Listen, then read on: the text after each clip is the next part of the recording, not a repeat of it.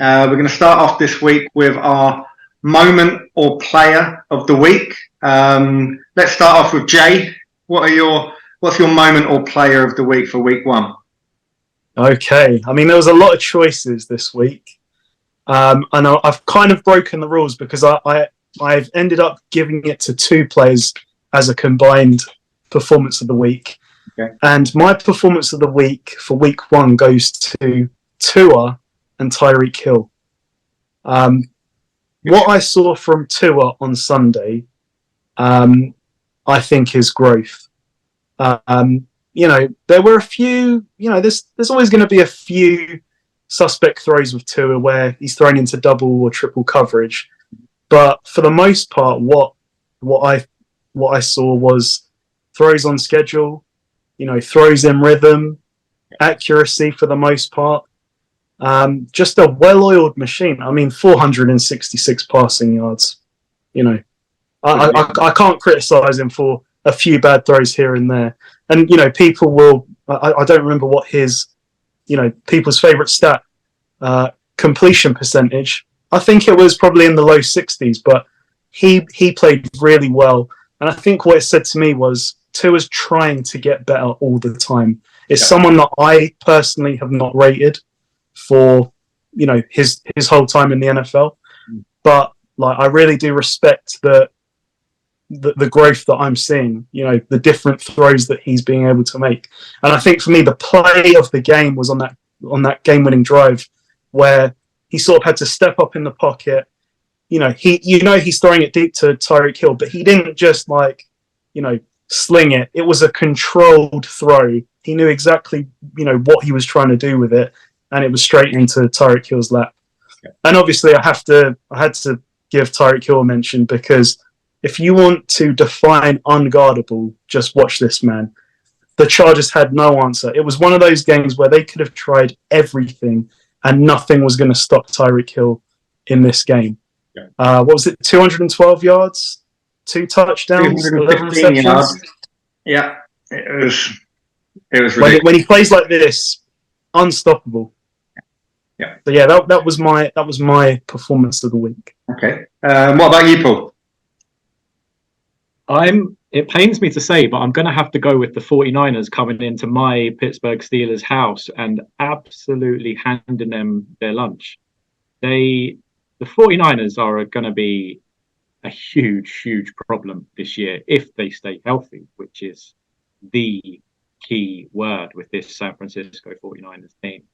And for me, the two offensive players that played the best in that game was the quarterback, Brock, returning from elbow surgery, was it? Yes. Yeah. Yeah. And if you compare how he played versus how Kenny Pickett played, a first round pick 2 years ago, Kenny Pickett, and how Brock Purdy, the last pick in the draft, played, going against the Steelers, who aren't bad at rushing the passer as well. Like TJ Watt sacked him 3 times, and you've got Minka back there in the secondary. Brock Purdy he made plays that were scripted. He made plays that were off schedule. He made plays with his legs.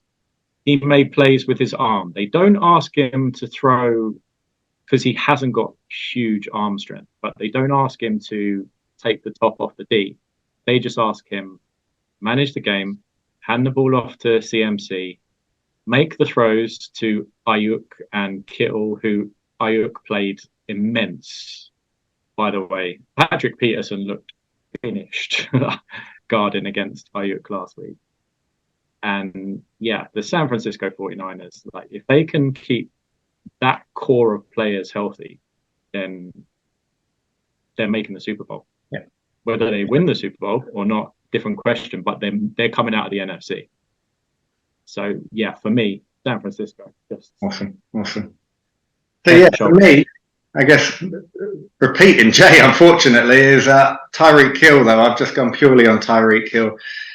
I think it was an incredible performance hit due to his ability, but I've got to put some of it on the Chargers D as well. There were still way too many plays.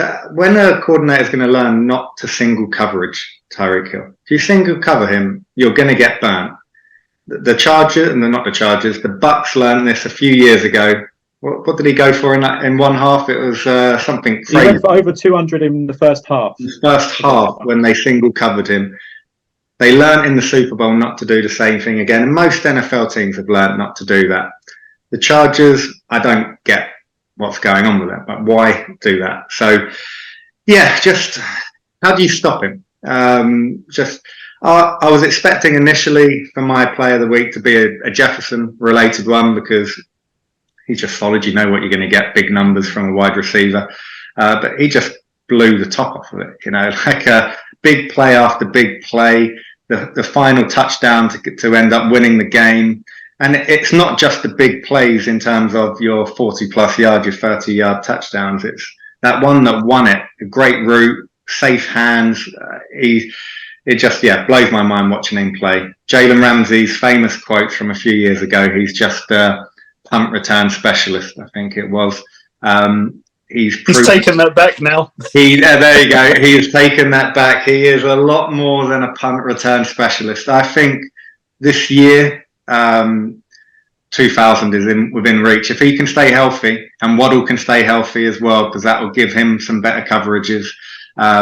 It's scary what this offense can do. Have some questions on the defense, but I think when Ramsey comes back, that will solidify a little bit of that secondary. But yeah, going with Tyreek Hill. So yeah, sorry to double dip on you there, Jay, but I'd already written that down. I think it deserves it. I mean, just to say, Rob, in an era where we've got, and I'm going to say it, the great Justin Jefferson, and we've got the likes of Jamar Chase, I think Tyreek Hill reminded us, I'm still here. Yeah, definitely. And that's even after last night, Justin Jefferson again putting up, 159 yards like it was nothing. We're lucky with the group of wide receivers we've got. You didn't even mention Deebo Samuel. Chase, obviously he's not performed as well as we would like over the last week and parts of last year, even though he played pretty well. But I don't think the 49ers offense is designed